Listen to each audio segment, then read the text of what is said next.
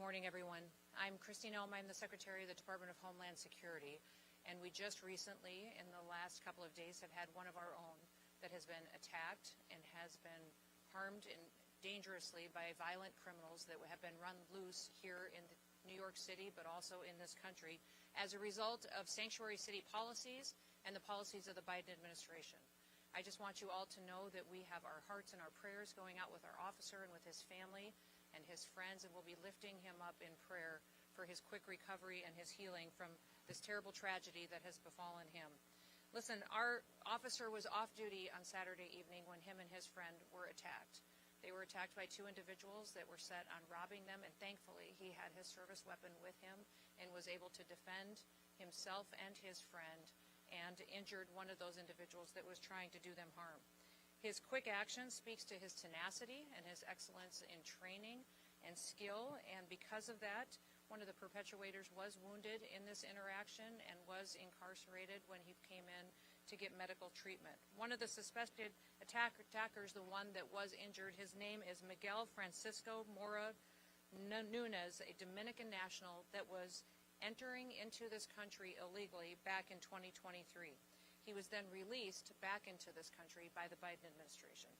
Miguel Francisco Mora Nunez is and has a rap sheet that is a mile long. He was arrested. He was charged with grand larceny and also assault. The state of Massachusetts has an active warrant out for him for armed robbery with a firearm. He also has many other charges against him, such as kidnapping and witness intimidation. There's absolutely zero reason that someone who is scum of the earth like this should be running loose on the streets of New York City. He was arrested 4 different times in New York City, and because of the mayor's policies and policies, was released back to do harm to people and to individuals living in this city. Make no mistake, this officer is in the hospital today fighting for his life because of the policies of the mayor of this city and the city council and the people that were in charge of keeping the public safe.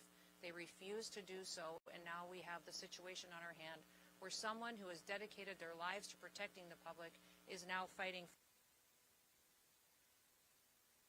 in Sanctuary City and to policies and to change their tactics right now.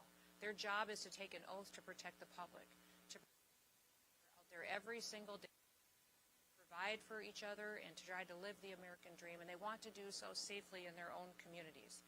How many more lives will it take? How many more people have to be hurt and victimized before we have public safety be a #1 priority in some of our largest cities? When I look at what Mayor Adams did to see the families that have suffered because of his policies. We can look across this country at other mayors. We look at Mayor Wu in Boston and what has happened there under her watch. What's happened in LA with the riots and the violence and the protests that have gone on because of Mayor Bass and what she has perpetuated. When you look at Mayor Johnson in Chicago and how devastating it is to live in that city, in some of those poorest communities, how they suffer every single day with the violence that's in front of them, just because these individuals are protecting criminals. They're protecting criminals who go out and murder, rape, rob. They perpetuate violence on our children. They traffic them and drugs and damage this country every single day under the protection of Sanctuary City and governors who put in place these policies that allow them to perpetuate these crimes with no consequences. What I would say is today, my hope is that this would wake up these individuals and they would recognize that they can't keep letting these dangerous criminals go free.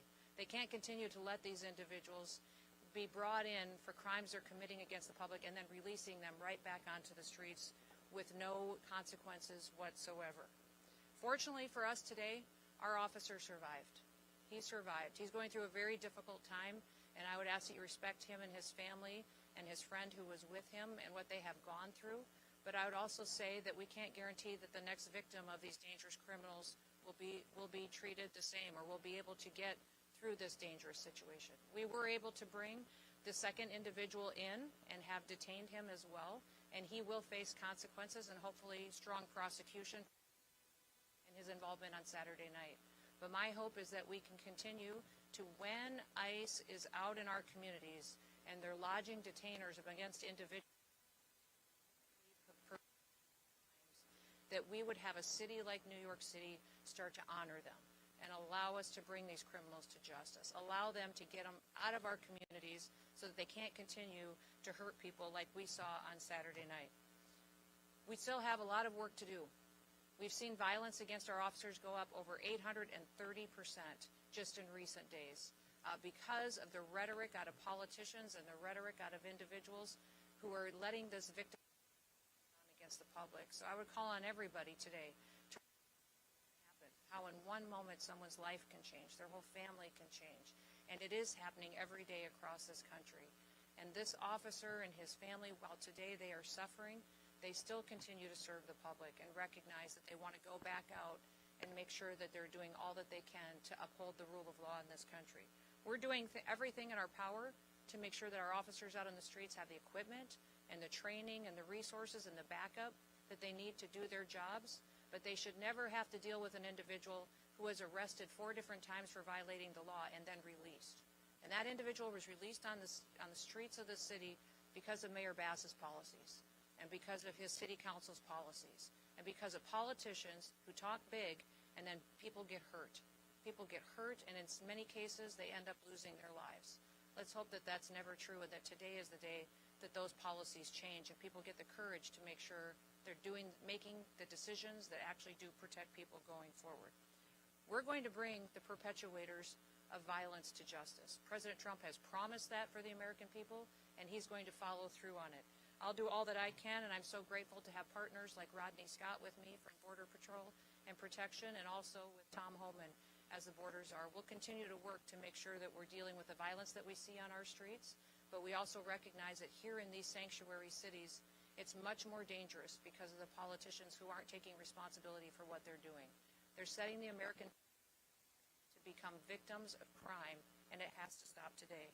I'd ask you all to keep our law enforcement officers in your prayers, their families, as they face the environment that they do every day while they do their job. This officer wasn't even on the job. He was out enjoying a beautiful evening with a friend of his and was a victim of crime, and it ended up with him mortally and seriously wounded, and he is going to, because of the great care of the doctors that are taking care of him today, pull through, but our prayers are going to be with him and his family as they work their way through this situation. With that, I will turn it over to Rodney Scott, who is the Commissioner of our Customs and Border Protection. Thank you for being here. Thank you, Madam Secretary, for all the support that you've given us and the support you're showing our officers today and the comments that you just made. My name is Rodney Scott. I'm currently the Commissioner of the United States Customs and Border Protection. But as I talk, I want you to remember that I was also the Chief of the United States Border Patrol until 2021. I want to really start by thanking the medical personnel here in New York City at the hospital, the EMS workers, and even the guys behind me in blue that have shown tremendous support to our officer and to his family as well. We should not be here today. The reason these 2 assailants are inside the United States today is because of failed border policies by the Biden administration. I personally warned the Biden administration against their open border policies in 2021. I was ignored, and exactly what I predicted, many of us predicted, happened. Total chaos along the border. These 2 individuals, the 2 assailants, were released into the United States after being apprehended because of failed policies.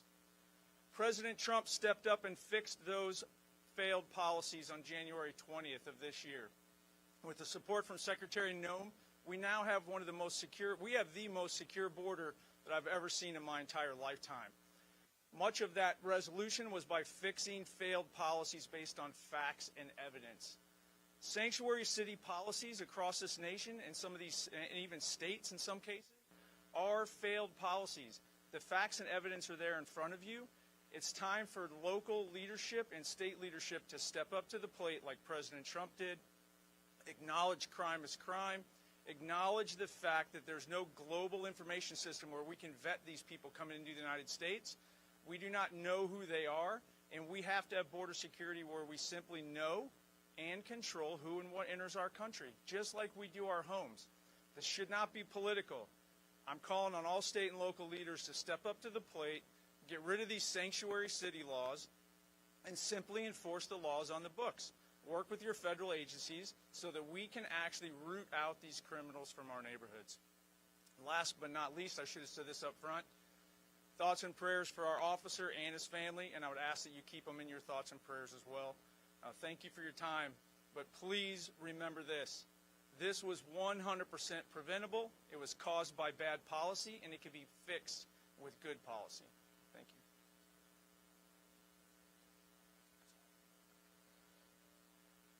I visited the officer last night.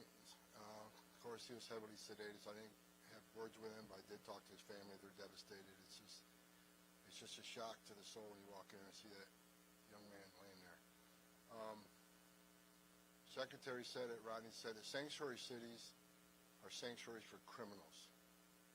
Hard stop. I've been doing this since 1984. I've never seen a situation where I see it today. New York City, how many times do you want to see NYPD attacked by illegal alien criminals in the city? Now a federal officer. How many citizens in this city have been attacked by illegal aliens in this city? You see the polls. Everybody agrees we should be arresting public safety threat illegal aliens, but you got a city council here that locked this out of Rikers Island.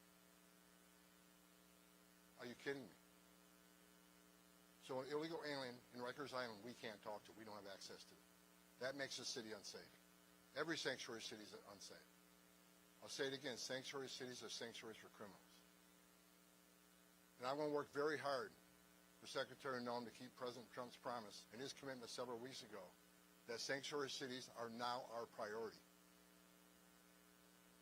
We're going to flood the zone. You don't want to let us into jail to arrest a bad guy in the safety and security of a jail. You want to release him into the street, which makes it unsafe for the community, makes it unsafe for the officer, makes it unsafe for the alien. Anything can happen on a street arrest. So what we're going to do, we'll have more agents in New York City to look for that bad guy. So sanctuary cities get exactly what they don't want, more agents in the community and more agents in the work site. If we can't arrest a bad guy in the safety and security of the county jail, then we'll arrest him in the community, and we'll arrest him in the jail. And when we arrest him in the community, if he's with others that are in the country illegally, they're coming too. Sanctuary cities are sanctuaries for criminals. President Trump is not going to tolerate it. And I'll work every day with Secretary Noem to make sure we get as many bad guys, illegal aliens out of this country that we can. And I want to say one more thing. I'm sick and tired of reading in the media every day how ICE is not doing what the Trump administration has promised, that we're not arresting criminals, that most of the people we're arresting are not criminals. I look at the numbers every day. The numbers I looked at the other day, 130,000 arrests and 90,000 criminals. Do the math, that's 70%. And who are the others? Others are those who have final orders, who had due process at great taxpayer expense. A federal judge ordered them removed, so ICE's job is to remove them. Who are the rest of the people? National security threats. Under Secretary Noem's leadership, they've arrested several hundred Iranian nationals. National security threats. They may not have a criminal conviction, but they need to be detained. They need to be arrested and taken off the streets of this country. Then I read another story about how most people in ICE detention aren't criminals. Now the story is, how bad would criminals have to be? I saw a story the other day. Only 1% of the illegal aliens removed were murderers. Are you kidding me? Being in the country illegally is not illegal anymore? You got to commit a murder to be deported? If you look at ICE detention, I'll say it again. Look at detention. Who's in detention? I looked at the numbers this morning. A majority are criminals, a criminal history. Who are the rest? Final order cases, who a judge ordered removed. The others are expedited removal. By federal statute, demands they be detained. So for the media out there, let's try telling the truth about the men and women of ICE and the men and women of the Border Patrol. I wore that uniform. I was an ICE agent. These are the finest men and women in this country that put their lives on the line every day for this country. I buried Border Patrol agents. I buried ICE agents. Luckily, thank God, we're not burying one today. Enough. I love the men and women of ICE. I love the men and women of the Border Patrol. They're finally doing the job they took an oath to do, and they got a great leadership of Secretary Noem, who's going to enforce the law without apology. I appreciate your leadership. I think that's all.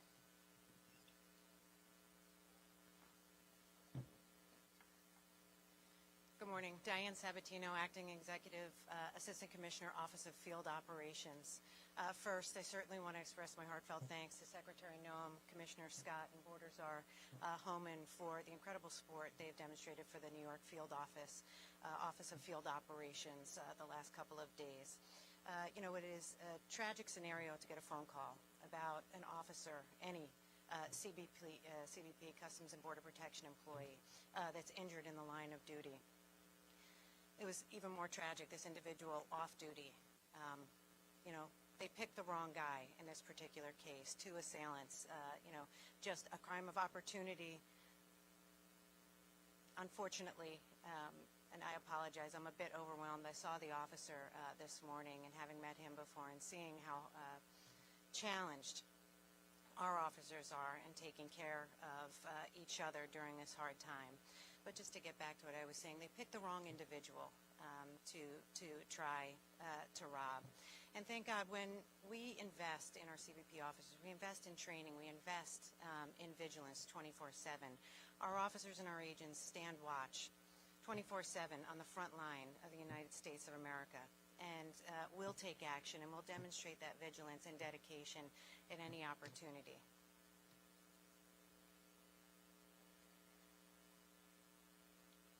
Morning, everyone. My name is Frank Russo. I'm the Director of Field Operations for U.S. Customs and Border Protection in the New York Field Office. We sit on a historical site.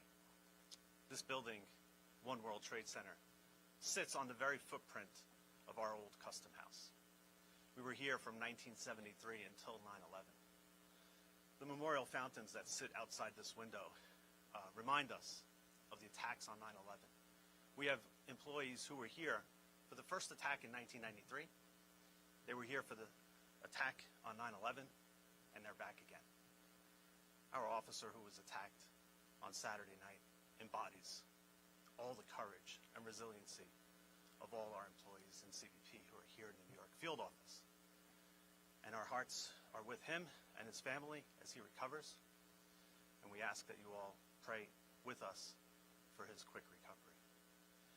These acts, as the Secretary, Commissioner, Assistant Commissioner, Mr. Homan mentioned, should not have happened. And we need your help to make sure that they don't happen again. We thank you all for being here. I want to thank the Secretary, Border Czar Homan, Commissioner Scott, Assistant Commissioner Sabatino, and our partners at HSI and ERO for supporting us during these difficult times. Thank you. Again, we want to continue to lift up this family and our officer in our prayers.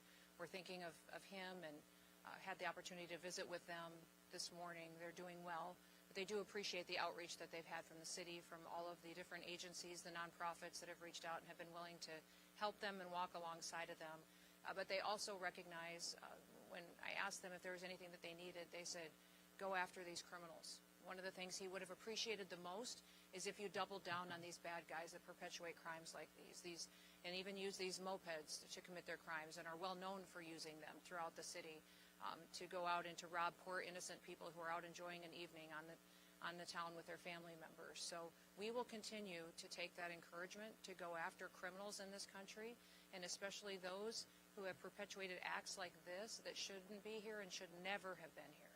I want to remind you that this individual had been arrested 4 different times before this act happened on Saturday night. Arrested and released again and again and again. And what did we think was going to happen from policies like that? When you take a dangerous individual and you allow them to never face any consequences for the acts that they're perpetuating against the public, and then you end up in a situation that could have been prevented. So we're lifting that family up in prayer. We're going to walk alongside them, but also we're going to double down and make sure that these criminal, illegal aliens are not only off our streets, but they're out of our country. And that once again, America can be a country where the rule of law matters, where the laws apply to everyone equally, and never once is an illegal alien put above an American citizen or their safety and their opportunity to have the American dream.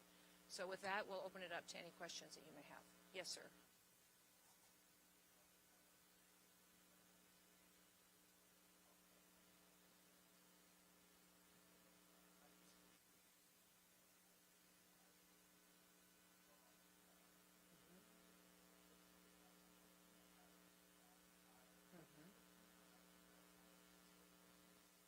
we've already had some retired agents that have indicated they'd like to come back and help.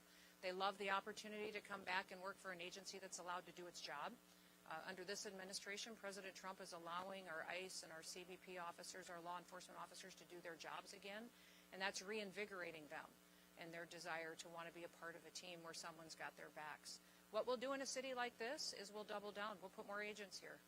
We'll put more personnel here. We'll give them more equipment, more training for situations where they may have to go into a dangerous neighborhood where local law enforcement won't be there to have their backs. And we'll continue to talk to the public about the truth of what we're doing.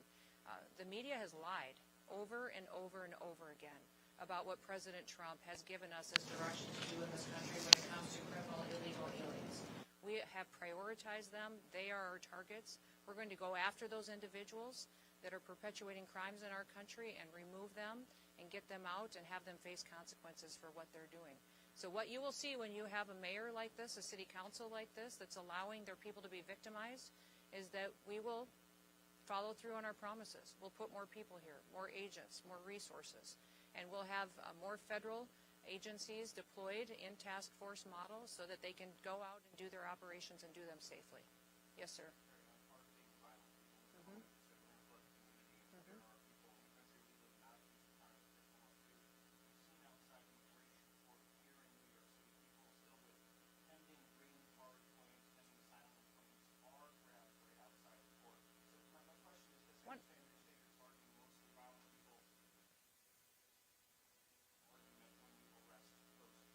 Absolutely not. What we're doing is we're targeting those individuals that are perpetuators of crimes in this country, those who have final removal orders, those who have undergone due process and are needing to be removed from this country. We will do that. The biggest problem we have here in this city is that they don't honor our detainers, is that they're releasing people out of the court system, out of jails, and we have detainers against them, and local law enforcement isn't cooperating with us to honor those so that we can get these individuals off the streets. So we're going to continue to do that work every day, but it would be much safer for law enforcement, much safer for the public, if we could do it in partnership with local law enforcement. And we do that across the country. In so many states, we have agreements with city police, with sheriffs, with local law enforcement who partner with us to make sure our officers can be safe while they do this work, and we can clean up communities that are victims of crime. Unfortunately, here in New York City, it's a different situation because here people play politics and then you have innocent people get hurt. And that shouldn't happen anymore. Yes, ma'am.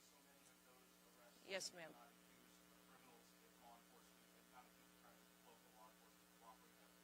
It depends on if you're talking about those who have charges against them, those who have pending charges, those who have final removal orders. Those all continue to be our focus.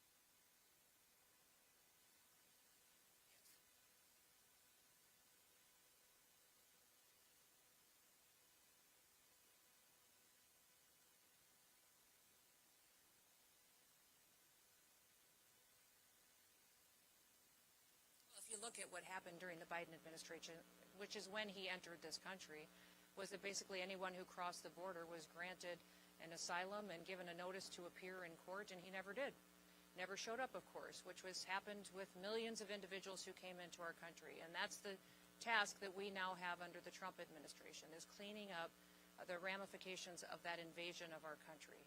Remember, people came to this country through an open border and those policies that were terrorists, suspected terrorists, people who were violent criminals from across the world, individuals who were emptied out of prisons and mental institutions, and they came to this country, and Joe Biden and his administration just opened the door and let them flood in. The individuals that perpetuated this crime and violence against our law enforcement officer on Saturday night and his friend were two of those exact same type of individuals that crossed the border under those policies. They shouldn't have been here. They had been arrested in the past and released again. I'm thankful we have a president now who's not going to allow that to happen anymore. Yes, sir. He's an illegal in this country as well. And so he has been brought in. Excuse me? He was detained earlier today and was brought in. It's a case that we will continue to work, but he was a part of this robbery on Saturday night, and hopefully he will face full consequences for being a part of that. He did. They both entered under for the work of our HSI individuals who were able to go out there and partner with other agencies to bring him in this morning. Yes, sir.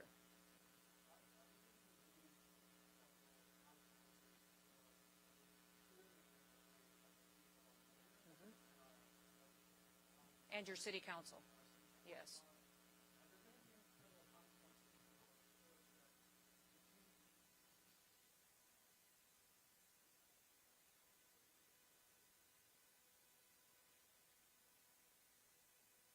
I just want them to know that we will use every tool at our disposal that we have the authority to under the federal government to bring safety to the people of New York City and to other sanctuary cities across this country.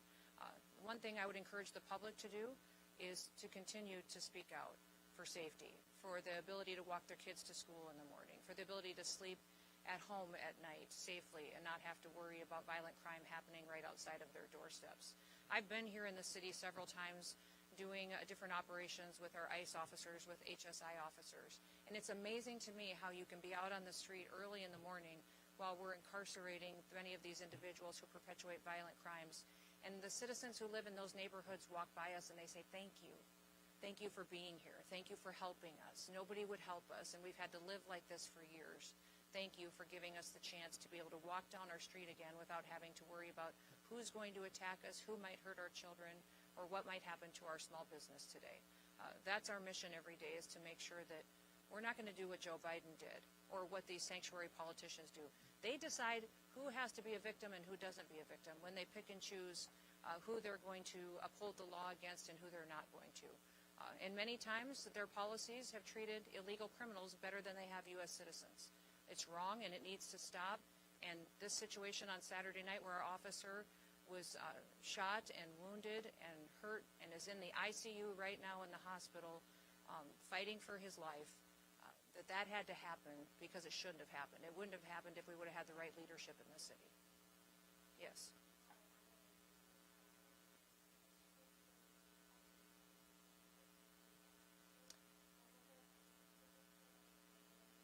I can't speak directly if there was an ICE detainer out against this individual right at this time, but he had been arrested 4 different times, had several charges against him. If you remember, I spoke about his charges in Massachusetts as well for kidnapping. He had charges against him for larceny. This individual should have been deported and never been in this country, and that is one of the individuals that should have been prosecuted for his crimes, and then he would have been on our radar and we would have been able to remove him. And if I could, there was a detainer, but the issue, as the Secretary said, he was arrested at least 3 or 4 times by NYPD. Well, they're not allowed to work with ICE on your sanctuary city policies. That's what the Secretary's getting to. Cops should be working with the cops. This should be a nonpartisan issue. Cops working with the cops keep New York safe. We're not asking them to be immigration officers. We're asking them to help us remove public safety threat aliens from this country. But NYPD is not allowed to do that. That's exactly what happened in this case.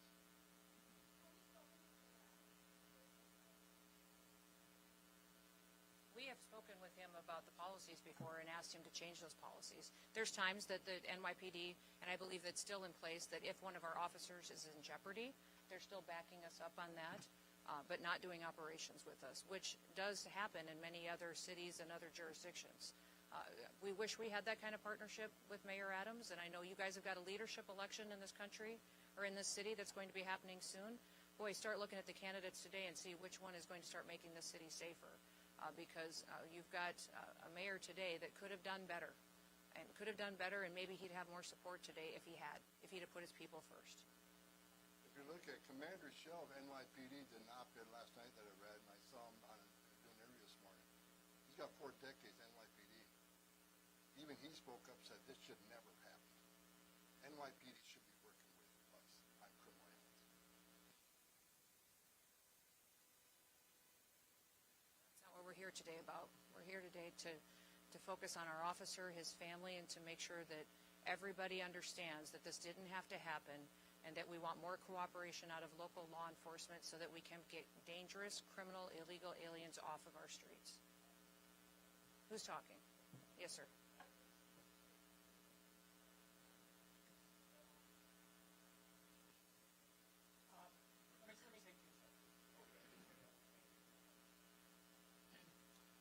I want want to say two things. First, the last 36 hours, I've watched the people who work under all of you work tirelessly to bring this case.